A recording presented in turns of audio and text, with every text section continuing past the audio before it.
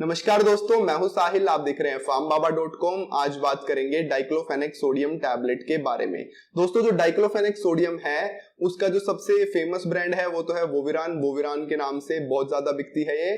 उसके अलावा भी काफी सारे ब्रांड्स आते हैं जैसे रिएक्टिन टैबलेट, वोल्टाफ्लैम, डाइक्लोफ्लैम और भी काफी सारे ब्रांड्स आते हैं इसके। तो आज इसी डाइक्लोफेनेक सोडियम के बारे में डिटेल से जानेंगे।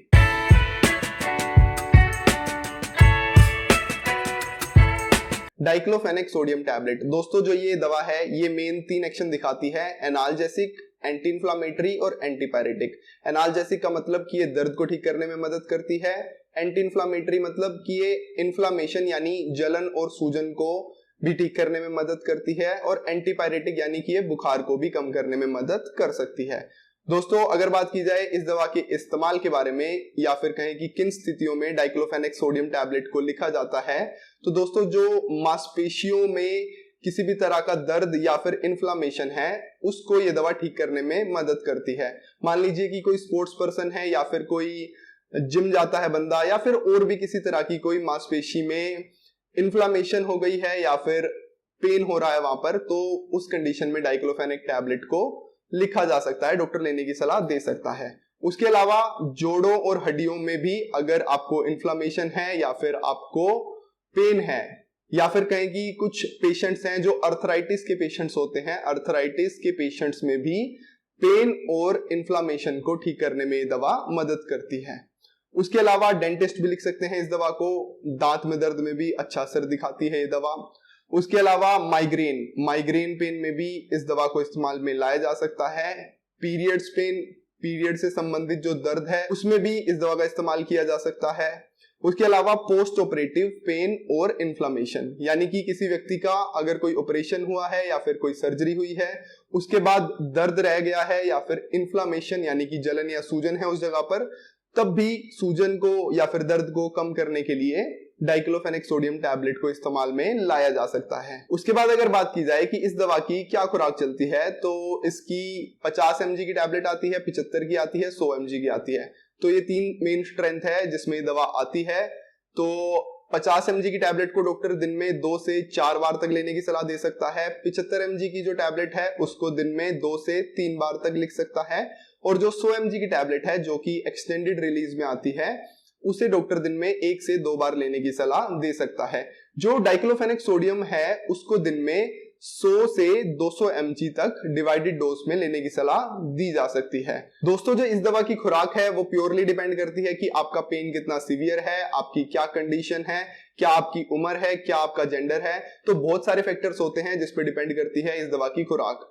तो आपको अपने डॉक्टर से जरूर सलाह लेनी चाहिए इस दवा की खुराक के बारे में, क्योंकि काफी अलग अलग स्ट्रेंथ में ये दवा आती है। उसके बाद अगर बात की जाए कि आपको इस दवा को लेना कैसे है, तो आपको इस दवा को खाना खाने के बाद ही लेना है, क्योंकि अगर आप खाली पेट इस दवा को लोगे तो उससे साइड इफेक्ट्स होने के चांस आपके बढ़ सकते हैं। इस दवा को आपको चबाना कुचलना तोड़ना नहीं है, इसको पानी की सहायता से आपको पूरा निगल लेना है। दोस्तों, उसके बाद अगर बात की जाए कि आपको इस दवा के कारण क्या कुछ साइड इफेक्ट्स हो सकते हैं, तो आपको इस दवा के कारण नोजिया हो सकता है, आपको वॉमिटिंग हो सकती है, कॉन्स्टिपेशन यानी कब्ज हो सकती है, डायरिया भी हो सकता है, पेप्टिक अल्सर भी डेवलप हो सकता है। उसके अलावा एपिगैस्ट्रिक ब्लीडिंग हो सकती है और कुछ पेशेंट्स में डिजीनेस यानी उनको सिर चकराने जैसा भी महसूस हो सकता है।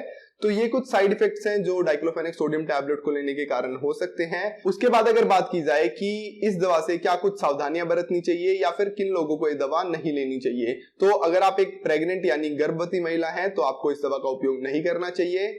अगर आप इस दवा का उपयोग कर रहे हैं तो आपको उसके दौरान अल्कोहल का सेवन बिल्कुल भी नहीं करना है।